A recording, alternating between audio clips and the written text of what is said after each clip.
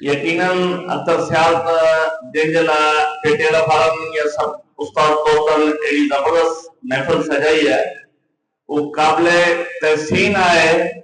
इन में कोई शक कान्हे त उन 60 साल यकीन नौकरी कई, लेकिन हीअं जेको कुछ टाइम थी वियो कुंडरिज में वेही एॾो सुठो किरदार अदा कई जेको हमेशह माण्हुनि जी दिलि में यादि रहंदो। यकीनन अहिड़ा दोस्त अहिड़ा बैर माण्हुनि जूं ॿाहूं रहनि ऐं माण्हू जो हुते फ़ख्रु करणु घुरनि। घटि में घटि अख्तर सियाल असांजो दोस्त आहे, असांजो भाउ आहे, पर मूंखे वधीक ख़ुशी इन ॻाल्हि जी थी त हू रिटायर थिए पियो त सॼो सुहिणे तरीक़े सां सॼे ज़िले जा या तालुके जा के सदूर वेही या अस्पताल वेही इन खे सुहिणे तरीक़े सां ॿुधनि पिया। सो तव्हां सभिनि जी महिरबानी। लेकिन अख्तर सियाल खे थाणे जो तहसील पेश कंदा है सुठी नौकरी करते बड़ी मेहरबानी। मैं समझता हूँ कि तारीफ अल्लाह की है, बंदा तो नाचीज है, बंदे की तारीफ क्या करें। मैंने 6 साल के तकरीबन 6 साल के करीब रहा हूँ मुंडी। मैंने कोशिश की है कि मैं तालीम की खिदमत करूँ। जो मेरे पास टीचर आया, ये IB की अपॉइंटमेंट है, इसमें मैंने पोस्टिंग के हवाले से, अपॉइंटमेंट के हवाले से जो भी टीचर आया मैंने कोशिश की कि मैं उसको रिलीफ दूं। बाकी तालीम के मामले में कंप्रोमाइज मैंने नहीं किया। अगर मैंने सख्ती की तो तालीम पे की है। किसी दोस्त को अगर दिल में हुई उस मसले पे तो उसके लिए मालूम का हो। बाकी मैंने कभी इसको नहीं देखा कि मुझे पैसा चाहिए, मैं विजिट करूं मुझे पैसा मिले, एग्जाम पे पैसा मिले, पोस्टिंग पे पैसा मिले, छुट्टी पे पैसा मिले। मैंने पैसा वो जीरो किया। अगर कोई मेरा दोस्त यहाँ प्राइमरी टीचर बताए मुझे कि कभी किसी ऑफिस में आया हो, उसका काम नहीं हुआ, बगैर पैसे के, बगैर चक्कर के, मेरा दरवाजा उनके लिए खुला है और मैं 24 घंटे हाजिर हूँ। अगर कोई खिदमत हो तो बिला तरफ। बाकी दोस्तों ने बहुत कुछ मेरे बारे में कहा होगा, बड़ी मेहरबानी, बड़ा शुक्रिया। जैसे कि साईं सरदार साहब का नारा है, परमदी सिंध तबदली सिंध। मेरा मेरे असातिज़ा से ये रिक्वेस्ट है कि वो तालीम के मामले में कंप्रोमाइज नहीं करें।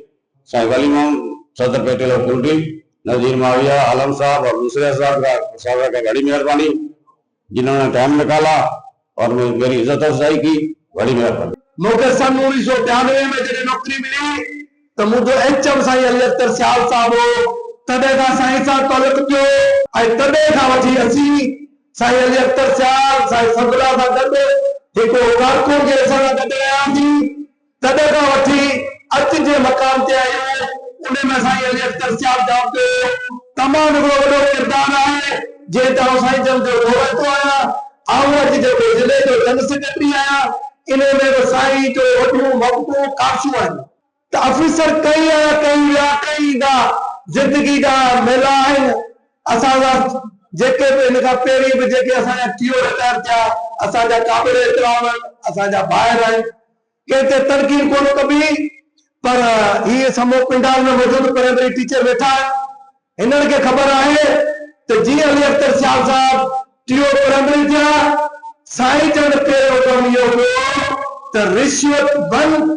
कंहिं बि टीचर खां हिते मौजूदु जेके आहिनि, इन खां अलावा असांखे यादि न आहे त साईं कंहिंखां 5 रुपया बि वरिता हुजनि। ऐं अक्सर थींदो हो त जॾहिं एग्ज़ाम थींदा त हिकिड़ो कमेटियूं थींदियूं हुयूं ऐं उन लाइ मानियुनि जो इस्तेमालु थींदो हो। सिंध जी सखावत आहे। मूंखे यादि आहे साईं अख्तर साहब पंहिंजे फोकस पर्सन खे घुराए मीटिंग पे चवंदो हो त बाबा तव्हां कंहिंखे इन शइ ते बाउंड न कजो त तव्हां मानी करायो। अवांखे मानी करणी हूंदी तव्हां मूंखे फोन कजो, जंहिं मोटल ते तव्हां आहियो बिल आउं पे कंदुसि। बाक़ी तव्हां कंहिं उस्ताद खे चवंदो न, बाक़ी मुआफ़क़त में पाण खे कराए त हुनजी महिरबानी न कंदो हो त भई साईं फला दोस्त खे कमु आहे।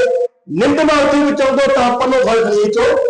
कॾहिं बि साईं कंहिंखे जवाबु न ॾिनो। त असीं दोस्तनि खे चऊं था सीटूं अचणियूं वञणियूं आहिनि, कमु अहिड़ो करो सिटियूं जेके माण्हू न आहिनि।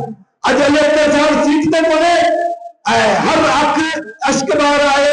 सभु दोस्तनि जी महिरबानियूं जेके पेपर जे सदके ते पहुता। सर्विस पूरी करे रिटायर थियणु ख़ुशनसीबी आहे। साईं शाह साहब चयो हिते त कई असांजा दोस्त जेके आहिनि दौरान सर्विस हलिया वञनि था, उन्हनि जी फैमिली पेंशनूं थियनि थियूं, पोइ सभु कुझु थिए थो, त असां जेको आहे 60 साल जी उमिरि पूरी करे ऐं आवाज़ जेकॾहिं को रिटायर थिए थो त ख़ुशि नसीब आहे। इन करे साईं अख्तर सियाल खे आउं मुबारकबाद पेश कंदुसि त तव्हां इज़त सां पंहिंजी सर्विस पूरी करे रिटायर थिया आहियो। इंशाअल्लाह ताला तव्हां अॻु बि असां सां गॾु हुआ, हाणे बि असां सां गॾु रहंदो। इंशाअल्लाह ताला पाण गॾु हूंदासीं। उमरकोट ज़िले तालके कुंदरी जा मौजूद उस्ताद तव्हां सभिनी जा वॾा वड़ जेके असांजे नंढड़े सॾ ते तव्हां हिते आया ऐं असांजे तालके जे बहितरीन शख्सियत साईं अली अख्तर सियाल साहब जे जेको सर्विस जा पूरी करण खां पोइ उन जे मान में जेका असां तकरीब रखी है, इन में तव्हां शरीक थिया, तव्हांजा लख लाइक। साईं सियाल साहब जेको है उन पंहिंजी सर्विस शुरू खां वठी आख़िर ताईं सिर्फ़ उस्ताद ऐं उस्ताद जी ख़िदमत में गुज़ारी है। अहिड़े इन जो नामुल बदल मिलण मुंहिंजे ख़्याल में मुश्किल है, मगर साईं असां सां गॾु आहे, साईं जो सायो असां ते है। अख्तर सियाल साहब की जो शख्सियत के बारे में दोस्तों ने कहा, तो ये कोई ढकी छुपी बात नहीं है। साईं ने प्राइमरी एजुकेशन से अपना सफर शुरू किया। साईं की शख्सियत, साईं का ताल्लुक अपने प्राइमरी के उस्तादा, अपनी तंजीम से ज्यादा ताल्लुक रहा। बहैसियत तालका एजुकेशन ऑफिसर पे मुझे नहीं समझ आती या मुझे नहीं कोई चीज याद आती कि कभी भी ऑफिसर पे होते हुए किसी टीचर के साथ ज्यादती की हो। तो उनकी शख्सियत हम सबके लिए रहनुमाई है। नालो है ईमानदारी जो अली अख्तर सियाल, नालो है बहादुरी जो, ऐं अली अख्तर सियाल नालो है निभाइण वारी शख्सियत। हिते कुंडली तालुके में थोड़े जिले उमरकोट में जिते किथे पेटे जी इलेक्शन कोन थींदी, सिलेक्शन थींदी, त बिरादर में अख्तर सियाल ने सलाह कई त हाणे इहो धंधो खत्म कराइबो, हिते इलेक्शन कराए। पोइ या पेटे जी पहिरीं इलेक्शन हुई इन डिस्ट्रिक्ट उमरकोट में, जेका कुंडली तालुके में थी, ऐं असां सुठी एक्सपीरियंस सां खटियो। मक़सद ॻाल्हि जो त अली अख्तर सियाल जेकॾहिं तंज़ीमी अहदेदार हो त बि तंज़ीम सां ख़ूब निभाए आहे। जॾहिं अफ़सर थियो त ऑफिसरी में ख़ूब निभाए। उस्ताद बिरादरी में कंहिंखे बि का बि शिकायत कोन्हे, सभु पिंडाल में वेठा आहियो, केरु ईअं न चई सघंदो त अख्तर सियाल दौरान अफ़सरी असां खां 200 रुपया वठी पोइ ही कमु कयो, कॾहिं बि न। साईं अख्तर सियाल साहब जे लाइ जेके ॻाल्हियूं कयूं, जेतिरो तारीफ़ कजे उहा घटि आहे। तमामु प्यारा, सदाईं इज़त ॾींदड़। आऊं आयुसि, साईं मूंखे दिलि जी गहराइयुनि सां वेलकम कयो। आऊं संदसि थोरा लाइ कोन थो सघां, ऐं वॾे भाउ वांगुरु मूं ते शफ़क़त जो हथु रखियो। ऐं असां ऑफिसरी में नवां हुआसीं, सदाईं स्कूल में बोर्ड ते पढ़ायोसीं। ही जेको सिस्टम हो उन में साईं जो हींअर मुंहिंजो साथ आहे साईं जो मूंसां, ऐं अॻिते बि रहंदो। साईं खे मुबारकबाद पेश करियां थो त साईं पंहिंजी ख़ैर ख़ूबी सां सर्विस पूरी करे रिटायर थिया आहिनि। साईं जिते बि हुजनि, अल्लाह करे आबाद हुजनि। जुनून जोश जज़्बा उजाला कंदासीं, जुनून जोश जज़्बा उजाला कंदासीं, ॿुधियूं मास ॿारे मशाला कंदासीं। पीरी ॾियो पक अचण जी, पोइ छॾे ॾियो असां ते त छा छा कंदासीं। साईं अली अख्तर सियाल मुझे ख्याल में कुंडली छापर तालके जो खुश नसीब तैलीम सां रिलेटेड ऑफिसर आहे, जंहिंजे लाइ अलविदाई तौर ते हेॾी वॾी पार्टी रखी वई आहे। न त असां वटि इहे थींदो आहे अमूमन त जेके ऑफिसर थी वेंदा आहिनि, प्रोमोट थी वेंदा आहिनि, उन्हनि लाइ का हेॾी वॾी पार्टी न रखी वेंदी आहे।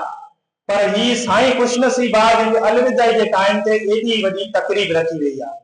जॾहिं साईं शकील भाई आहे चेयरमैन कोन हो, हिकिड़ी ओतावट हुई ते असांजी पेटे में इलेक्शन थी, असां फगवा चंडोस ने सदर ते ॾिठो अब खुदा जो कसम टे रातियों टे ॾींहं असीं साईं शकील साहब मोहम्मद कयासीं साईं अख्तर साहब खे ख़बर आहे तव्हांखे सदर हो असां हिते टे हुआसीं हेॾी त टफ असांजी इलेक्शन थी हुई आउं जॾहिं तव्हांखे गाॾी में हुउसि ऐं भगत सिंह सदो तव्हांखे सदर हो असांखे उहे बि यादि अचनि था असां कुंडली जे दोस्तनि सां शेख अख्तर शाह जे करे निभाई हज़रत चांडीअ जे करे निभाई अॼु असां चऊं था जेके कानून कयूं आहिनि